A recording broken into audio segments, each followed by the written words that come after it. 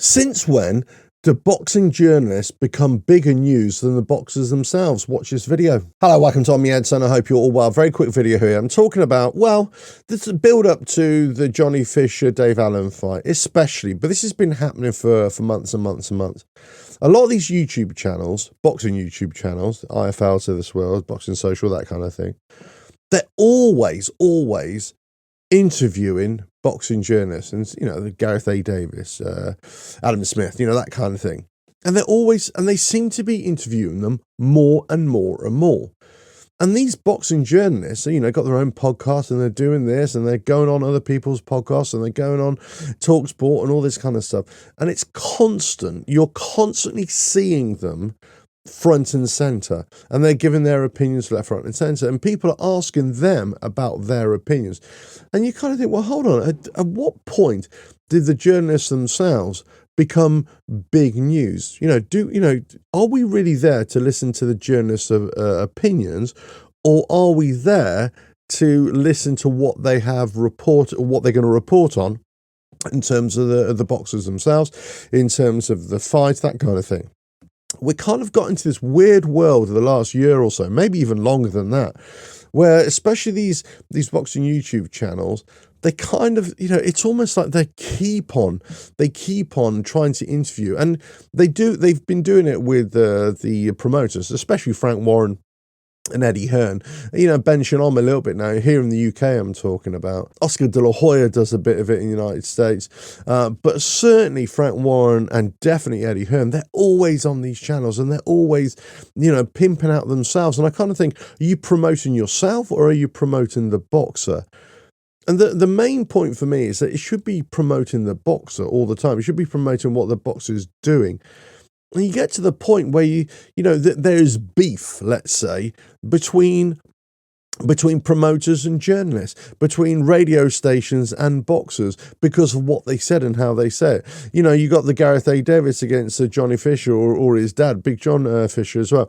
They're a massive beef because Spencer Oliver and Gareth Davies, the way they were talking about the Johnny Fisher, Dave Allen first fight, it was a travesty, it was a robbery, it was a disgrace, that verdict out on that first fight, and how they react to the Fishers, how they react to it, and all their fan base react to it as well.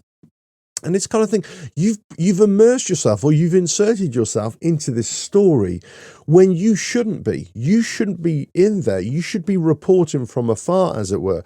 You can be in front of the camera, you can be a presenter, you could be a broadcaster, but you shouldn't be involving yourself into this mix, into the story. The story should be Johnny Fisher against Dave Allen, the first one. It was a close fight. They both took licks. They both took rounds off each other. It was a close fight. I kind of agree with a lot of people that Dave Allen, I thought, nicked the fight. I think he took it by a round. But, it was close. I mean, we've had so many fights in recent months, in years, really, where when the fight goes to the decision, it could go either way, and you can see it from both sides. I've always said, look, in terms of boxing, if you don't want to have any kind of doubt in terms of the boxing scorecards or the judges' scores at the end of a fight, never let it get to the end of the bout. Never let it go to the judges. Go for a knockout. You should be knocking out your opponent. You should be getting them out of there beforehand. You can't blame everybody else when it comes down to the boxing decision, the judge's decision right at the end, because at the end of the day, they're making a subjective decision, a judgment on your performance and on your opponent's performance as well. They're not going to see anything. They're going to miss a lot of things.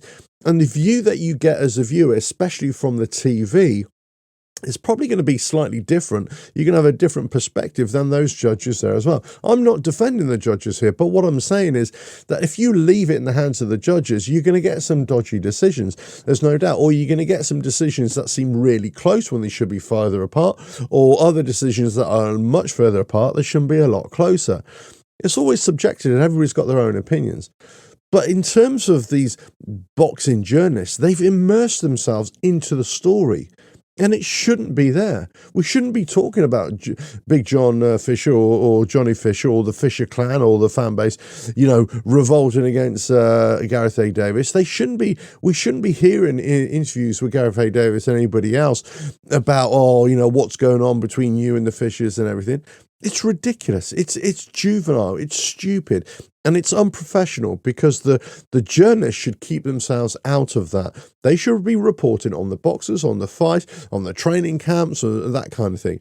Yes, they can have their opinion based upon if they thought it was a close fight or whatever like that. But in terms of going beyond that, well, then that's not their job. That's not what they're there to do. They're not to say that it's an absolute travesty, that it's an absolute disgrace and everything like that. Well, they might feel that and they might say that, but if they say that, then they've immersed themselves into this story, and they've inserted themselves in there, and it's about their opinion, their ego, into somewhere that they don't belong. Let us know your thoughts in the comments below. Should a lot of these boxing YouTube channels, should they just pull back away from always interviewing these boxing journalists? For me, I think they should. I think they should pull away from the promoters as well. But the thing is, they won't, because you know why they won't? Because it's all about clicks, it's all about clickbait, it's all about clout, and it's all about always being there. So I blame everybody here. I blame the boxing journalists, I blame the boxing YouTube channels, I blame the boxing promoters. And whom I don't blame, the kind of the innocent parties here, if you will, it's the boxers themselves, the boxers and the trainers. And also we're getting into the point where some trainers are getting a bit larrapy as well, when they shouldn't be. It's just about the boxers. Let them do the business, let them do the talking in the ring, or do the talking beforehand and do their talking afterwards. But let them do it. It's their story. It's their night. It's their fight. And other people shouldn't be sort of hijacking that. Let me know your thoughts in the comments below. If you like what I do here, keep on watching the videos. Don't forget you can go to the website, revelatoralf.com/books, for all the motorcycle books and the sporting books and everything else that I do there as well. And with that, right, I need to go and have a lie down. Catch you again in the next video. Bye now.